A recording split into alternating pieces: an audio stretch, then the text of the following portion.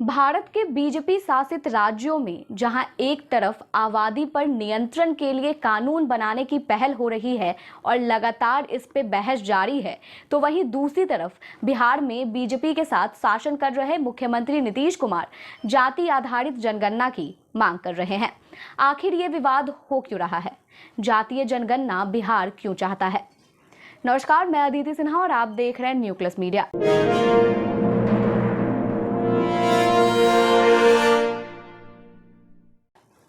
बिहार में बीजेपी के साथ सरकार चला रहे मुख्यमंत्री नीतीश कुमार जनसंख्या नियंत्रण कानून को गैर जरूरी बताकर जाति आधारित जनगणना की मांग कर रहे हैं।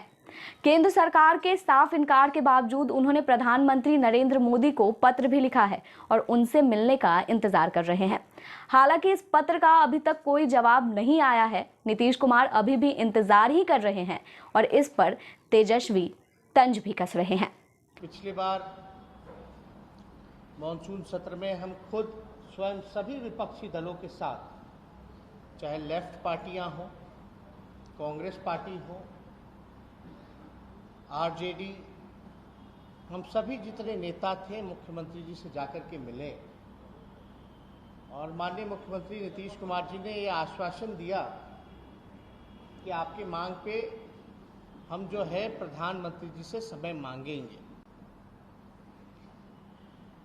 4 तारीख को माननीय मुख्यमंत्री जी ने पत्र लिख करके प्रधानमंत्री जी से समय मांगा है। आज लगभग जो है 1 हफ्ता से ज़्यादा हो चुका है, लेकिन अब तक प्रधानमंत्री द्वारा समय हम लोगों को नहीं मिला है। हम लोगों की मांग है कि भाई जाति जनगणना हो और उसको पब्लिक डोमेन में भी डाला जाए। और हम लोग इसी दौरान में, क्योंकि 1 हफ्ता से ज़्यादा हो चुका है और माननीय मुख्यमंत्री जी लगातार जो है समय मांग रहे हैं, प्रधानमंत्री जी से समय मिल नहीं रहा, तो आज हमने भी प्रधानमंत्री जी को एक चिट्ठी जो है वो लिखने का काम किया है। ये उम्मीद और आशा है कि कहीं ना कहीं से हम लोगों की जो ये लड़ाई जो है, जो मांग जो है, जो देश हित में है, राजहित में है, जनहित में है, इस पे, क्योंकि दोनों जगह एनडीए की सरकार है, डबल इंजन की सरकार है, चाहे केंद्र में हो, राज्य में हो, करना इन्हीं लोगों को है।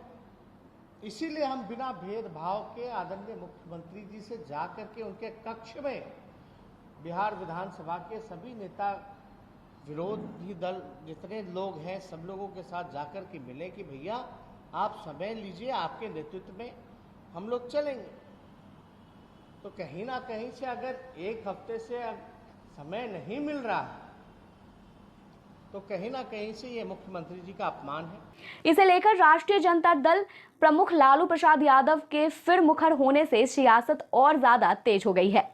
बिहार में एनडीए सरकार की प्रमुख सहयोगी भाजपा पसोपेश में है और वह पार्टी की रणनीति के तहत जनसंख्या नियंत्रण कानून की हिमायत कर रही है। दरअसल सारा खेल अन्य पिछड़ी जातियों के वोट बैंक का है। इनकी आबादी 52% बताई जाती है।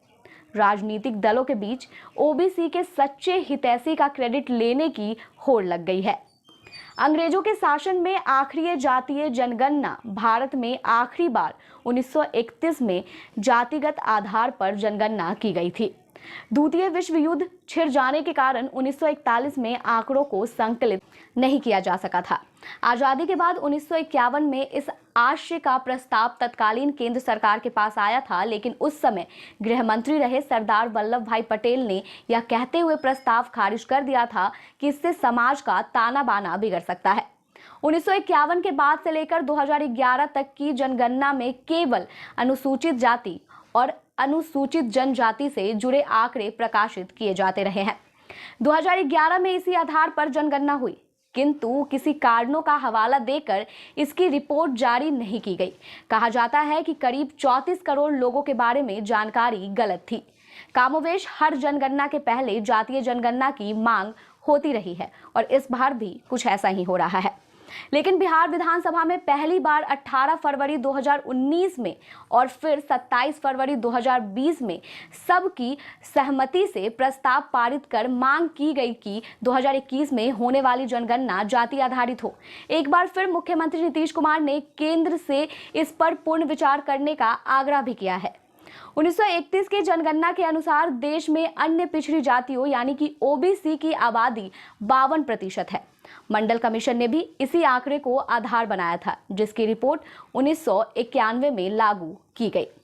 ओबीसी की आबादी का सही आंकड़ा मिलने से क्षेत्रीय दलों को राजनीति का नया आधार मिल सकता है। क्षेत्रीय दल हमेशा से जातीय जनगणना की मांग करते रहे हैं, लेकिन इस मुद्दे पर केंद्र में रही कोई भी सरकार अपने हाथ नहीं जलाना चाहती है। केंद्र सरकार हमेशा इस मुद्दे को दबाने की कोशिश करती है। वो नहीं चाहती है कि उनके हाथ जले। अभी तत्कालीन सरकार हो या फिर पहले की सरकार हो, कोई भी इस मुद्दे पर आगे नहीं बढ़ना चाहती है। इसलिए 2010 में जब केंद्र में मनमोहन सिंह की सरकार थी, तब भी लालू यादव, शरद यादव और मुलायम सिंह यादव जैसे नेताओं ने इस आधार पर जनगणना की मांग की थी और उस समय पी चिदम्बरम सरीखे नेताओं ने इसका जोरदार विरोध किया था। सरकार को आशंका है कि जाति आधारित जनगणना के बाद तमाम ऐसे मुद्दे उठेंगे जिससे देश में आपसी भाईचारा बिगड़ेगा और साथ ही शांति व्यवस्था भी भंग होगी। वहीं सरकार का यह भी मानना है कि जिस जाति की संख्या कम होगी वो अधिक से अधिक बच्चे की वकालत करेंगे। इससे समाज में विषम स्थिति पैदा होगी। आइए आपको बताते हैं कि जेडीयू का ये कहना है कि केवल कानून बनाने से जनसंख्या नियंत्रण नहीं हो जाएगा।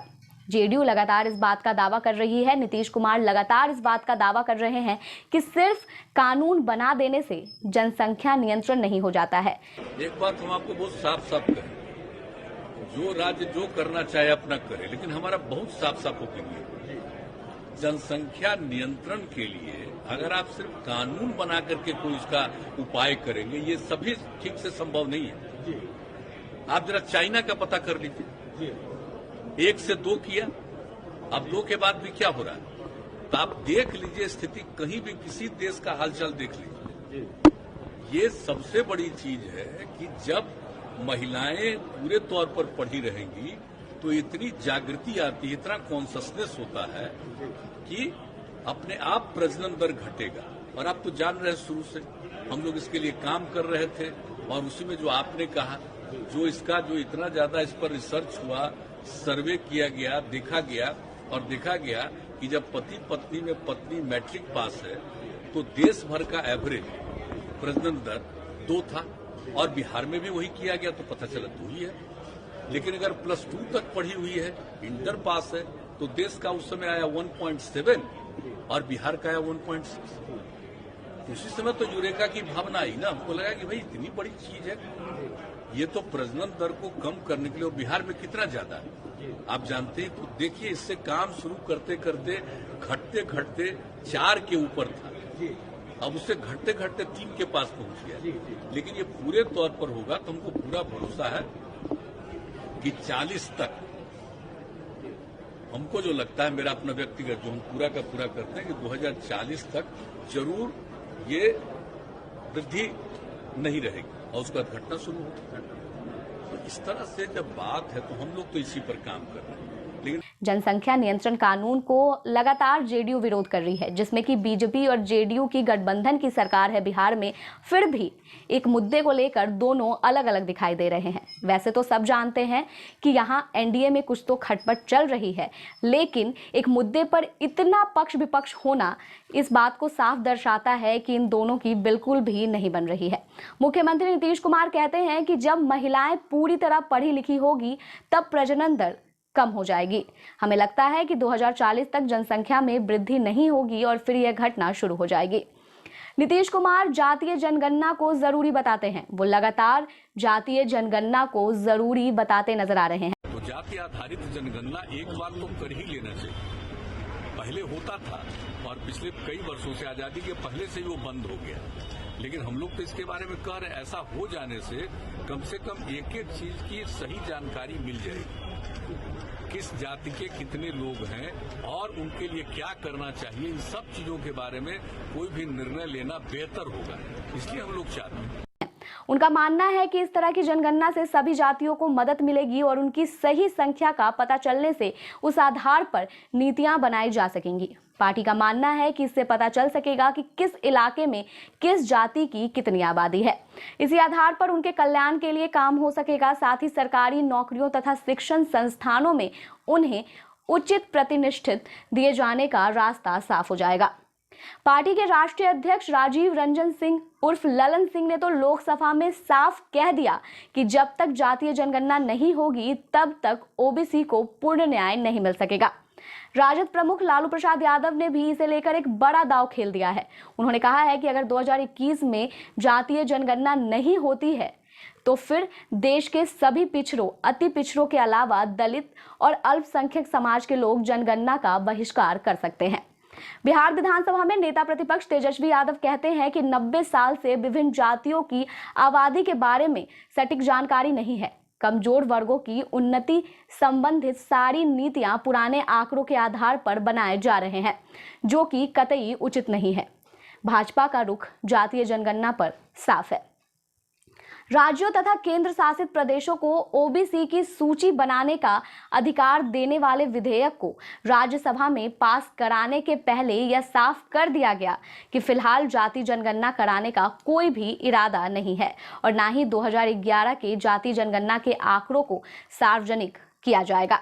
आरएसएस भी जातिगत जनगणना का विरोध लगातार करता नजर आ रहा है। सभी दलों की अपनी अपनी रणनीति। बिहार, यूपी और हरियाणा जैसे राज्यों में क्षेत्रीय दल काफी मजबूत स्थिति में है और उनकी राजनीति ही जाति पर आधारित है। वैसे भी देश की राजनीति में पिछड़े वर्ग का दखल बहुत बड़ा है। एक अनुमान के मुताबिक बिहार में ओबीसी की आबादी 26% है। नीतीश कुमार की पार्टी जेडीयू को अति पिछड़ी वर्ग की जातियों के अलावा ओबीसी में यादव को छोड़ अन्य जातियों का साथ मिलता रहा है। हालांकि 2020 के बिहार विधानसभा चुनाव में यह 3 नंबर पर आ गई। इधर राजद भी 2020 में मिले वोट को एकजुट रखना चाहता है, इसलिए अपने जनाधार में जेडीयू की सेध से बचने के लिए ओबीसी का सच्चा हितैषी बनने की जद्दोजहद में लगा हुआ है। भारतीय जनता पार्टी यानी कि बीजेपी, जो कभी स्वर्णों तथा बनियों की पार्टी समझी जाती थी, अन्य जातियों में अपना जनाधार बढ़ा चुकी है। इसलिए वो अब अनुसूचित जाति व अनुसूचित जनजाति के साथ ओबीसी को लामबंद करना चाहती है। साथ ही बीजेपी गरीब, स्वर्णों को आरक्षण और जनसंख्या नियंत्रण जैसे कानून के सहारे हिंदुओं को एकजुट करने की कोशिश भी कर रही है। वहीं आपको बता दें कि भाजपा कोटे से राजस्व व भूमि सुधार मंत्री बने राम सूरत राय ने कहा कि जातीय जनगणना भी हो और जनसंख्या नियंत्रण कानून भी बने। शायद यही वजह है कि प्रदेश बीजेपी अध्यक्ष डॉक्टर संजय जायसवाल ने भी 19 अगस्त से प्रदेश में जन आशीर्वाद यात्रा शुरू करने की घोषणा के साथ कहा कि जातीय जनगणना के सभी पहलुओं पर केंद्र सरकार विमर्श कर रही है। इसके बाद इस पर कोई निर्णय लिया जाएगा। जातीय जनगणना तथा जनसंख्या नियंत्रण कानून के मुद्दे पर एनडीए में नूरा कुश्ती जारी है। बीजेपी कुछ और चाहती है और जेडीयू कुछ और चाहती है और ये इनके बीच की जो तकरार है वो पूरी तरह से अब सामने आ गई है। जातीय जनगणना तथा जनसंख्या नियंत्रण कानून के मुद्दे पर एनडीए में जो नूरा कुश्ती जारी है वो अब सबके सामने भी आ गई है। जानकारों का मानना है कि जनसंख्या नियंत्रण कानून भले ही हाशिए पर जा सकता है, लेकिन जातीय जनगणना का जिन तो राजनीतिक दलों को सताता ही रहेगा, क्योंकि भारतीय समाज में जाति का वजूद जल्द खत्म होता नहीं दिख रहा है। ना ये खत्म होता दिख रहा है और ना ही ये जल्द खत्म होने वाला है। जाति के आधार पर जो हमारे यहाँ राजनीति है वो चलती आई है और फिलहाल वो चलती रहेगी। इसलिए यहाँ जातीय जनगणना की ये जो होड़ गूंज रही है वो अभी कुछ वर्षों तक गूंजती ही रहेगी। अब जातीय जनगणना को लेकर क्या होता है ये तो आने वाले समय के साथ ही पता चलेगा, क्योंकि पहले भी जब जब जनगणना हुई है तब तब जातीय जनगणना को आगे रखा गया है, लेकिन केंद्र में बैठी सरकार कभी भी अपने हाथ जलाना नहीं चाहती है और वो जातीय जनगणना कराने को तैयार नहीं होती है। अगर जातीय जनगणना होती भी है तो उसके रिजल्ट जो हैं वो सामने नहीं आते हैं, उसके रिजल्ट को छुपा लिया जाता है। 2011 इसका सबसे बड़ा एग्जाम्पल है। तो अब देखते हैं कि आने वाले समय में क्या होता है, क्या जातीय जनगणना होती है या नहीं होती है। धन्यवाद। देश और दुनिया की तमाम बड़ी खबरों के लिए बने रहे हमारे साथ। अगर आपको ये वीडियो अच्छी लगी हो तो प्लीज़ इस वीडियो को लाइक करें, हमारे चैनल को सब्सक्राइब करें और साथ ही अपने फ्रेंड्स और फैमिली के साथ इस वीडियो को शेयर करें और कमेंट सेक्शन में अपना सजेशन जरूर छोड़ें। धन्यवाद।